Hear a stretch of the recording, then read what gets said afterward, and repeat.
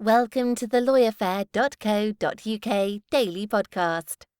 LawyerFair helps businesses find the right lawyer at the fairest price. But on this podcast, we just chew the fat with some great guests. Well, thank you, Penny. That was our lovely voiceover specialist, Penny, who sounds more sexy with every time I listen to her. And today on the LawyerFair Daily Podcast, we are chatting with a chap who I recently had lunch with. Be warned, if I have lunch with you, you're likely to end up on one of our podcasts. And not only did he impress me with his culinary skills and expertise, he taught me or told me what veloute means, which was new to me. So not only is he a master chef in his spare time, but he also is a very fine investor or works with a very fine investment company called HILTS Global. And Charlie T is with us today to explain more. Welcome, Charlie. Hello. Hello, sir. How are you? Very well. How are you doing? Well, we're good. We've both been discussing the fact we have aches and pains for different reasons from this weekend. But apart from my back pain, Charlie, I'm doing very well. Now, HILTS Global, the best way to describe them, I think, is an investment company that does more than invest. So you bring a kind of wider proposition to your investee companies. And I'm interested in what it is that you look for. You're quite niche, though, aren't you, in terms of who you invest in? Yeah, absolutely. I mean, we look at only sort of fashion, luxury, and premium brands, generally based in London, LA, or New York. Although we've got no specific remit, but that's what we're looking for. Kind of with a vision to invest, build a luxury group with a portfolio of companies that I guess complement themselves. And each of the high-growing emerging brands that we're looking to fund. Okay, and what is it that you look for? What are the key criteria? We look for growth potential. So it's ordinarily a company will come to us where they've got an idea, they're executing on an idea, but they need some growth capital, and they need access to a group of experts like us who will be able to steer their brand and their vision sort of in the right direction.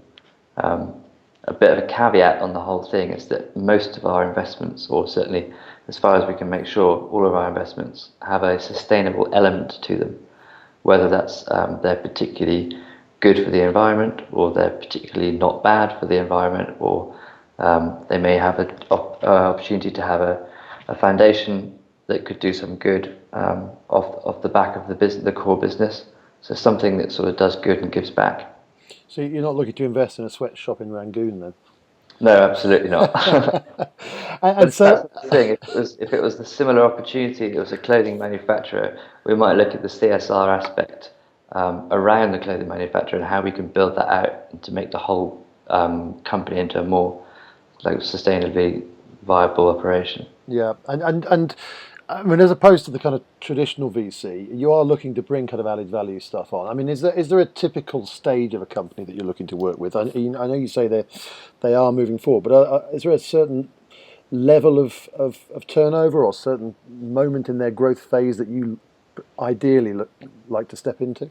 Yeah, I mean, a lot of people try and differentiate this with numbers. They say we would, a million EBIT, for example, is a great metric to go by, but in short, no, we don't do that. We'll happily pass stuff over if we don't think we can add value. We'll happily pass it on to people who maybe we've met that we think could add value better than we do. But if it's something we like the look of, we've got a fairly wide remit to be able to take it to the next stage further, which will be into full due diligence to make sure it sort of matches our loose criteria. And have you got a sweet spot of investment? I mean, what are there levels you go below or don't go above? It's not really worth our while getting involved if we're not investing north of about 5 million euros or dollars. Uh-huh. And then we can go up to anything, 20, 30 million. And are you classically seeing a large swathe of unrealistic valuations? I mean, how do you grapple with that hot chestnut? That's a leading question. It is. It's interesting. My background's been doing the same job in London, and now I've got a lot more exposure to certainly the east coast of the US, where valuations are considerably higher. They're noticeably higher in speaking to American clients. Now, whether that's just a question of they start higher because they're more into driving a bargain, or it's the environment that leads them to these high valuations. And to be honest, I think it's a mixture of both. The sort of Anglo-Saxon mentality of not wanting to to have anyone's eyes out, so to speak, versus the American sort of capitalist dream. But I think that over time they'll become pretty well aligned.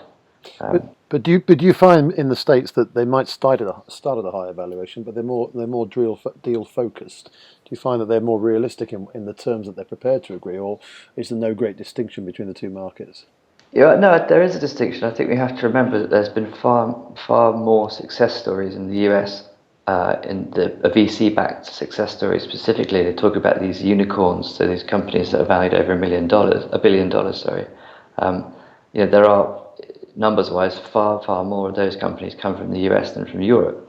But conversely, that percentage-wise, that might be the whole story, because there's far fewer companies in Europe. The appetite for investment has notoriously been larger in the US. So it's partly a mindset thing, partly a time thing.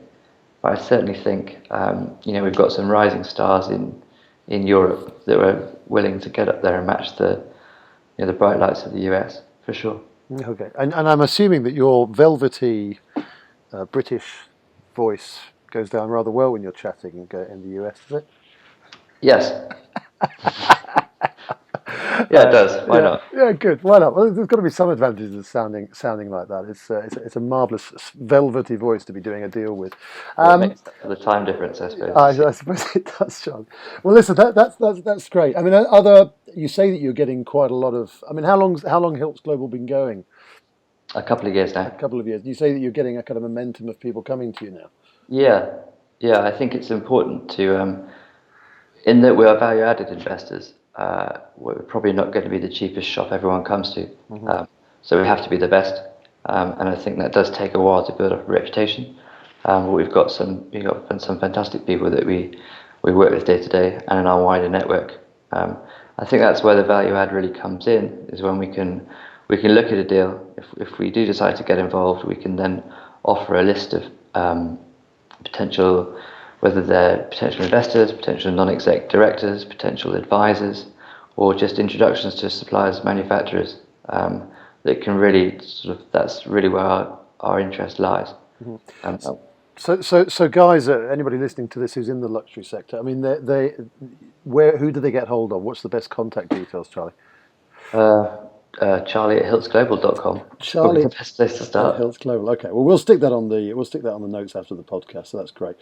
Charlie, thank you so much. Thank you for opening my eyes to Volute the other week as well. Not at all. That was a pleasure, particular pleasure. Yeah, it was great fun. But also for giving us the time, because it's a world. I mean, funding and VCs and all this kind of stuff is all rather scary to a lot of people. So it's not a world that everybody knows an awful lot about. So it's useful to get some real meat on the bones, certainly in terms of investment levels and EBIT and all that kind of stuff. So thank you for your help with that. Not at all. And good luck. Thank you very much. All right, thanks, Charlie. That was the LawyerFair Daily Podcast. We've actually got more on funding tomorrow, which is rather exciting. We've got the Angel Investment Network, so do tune in for tomorrow's podcast. Thanks again. Thanks for listening to the LawyerFair.co.uk Daily Podcast.